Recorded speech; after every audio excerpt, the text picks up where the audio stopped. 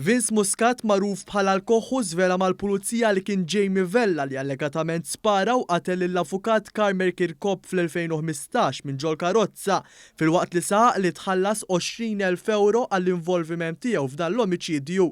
Muscat ingħata l-proklama biex jitkellem u jgħin f'dan il-każ.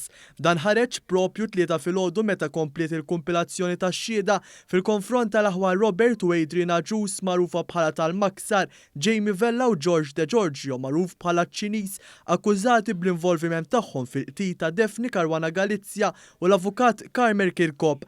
Quddiem il-qorti ppreseduta mill-Maġistrat Caroline Farrugia Frendo intqal kif Robert Agius se jkun akkużat ukoll li ordna l-qtil ta' Kirkhope. Fuq il-pedana tax-xhieda s-Supredendent Keith Arnaud qal li l-koħħu qalilhom li dakinhar tal-qtil tal-avukat 6 snin ilu fil-karozza kienu hu George De Giorgio bħala xufier u Jamie Vella li allegatament spara 5 tiri.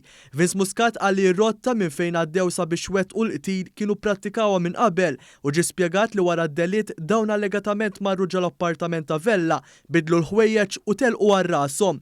Mal-pulizija il-koħħu tenna li l-ewwel ġabar 10,000 euro minn De Giorgio imbagħad 10,000 euro oħra minn Agius. Intant Keith Arnaud rakkonta li l-koħħu qal kif darba fl-2015 u kien fit-tinda tal-patata fil-Marsa u kien mar George De Giorgio u qalilhom kif l-aħwa tal-Maksar kellhom biċċa xogħol għalihom dik li joqtlu lill-avukat. Taħt ġurament Arnaud spjega kif mart il-vittma Mary Rose Kirkhope kienet qalet mal-pulizija li Adrian Agius kellu madwar 600,000 euro dejn ma' żewġa.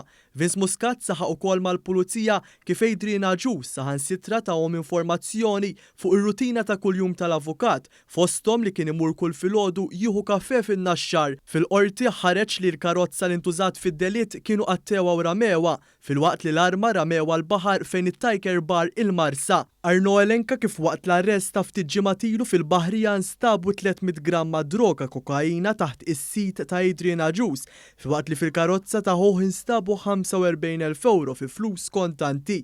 Fuq il-każ ta' Daphne Caruana Galizia, Arnaud qal li l-koħħu li wkoll kien ammetta l-involviment tiegħu fil-każ qalilhom li l-bomba ġiet ittestjata f'garaxx mikri fin-naxxar u saħaq kif George De Giorgio kien staqsa jekk il-bomba kienitx aktar qawwija minn dik li tpoġġiet fil-karozza ta' Romeo Bone fl-2017. Il-koħħu spjega wkoll li Robert Agius kien ġab karozza simili għal dik ta' Caruana Galizia biex jipprattikaw kif se jiftħu l-bieba u jpoġġu l-bomba.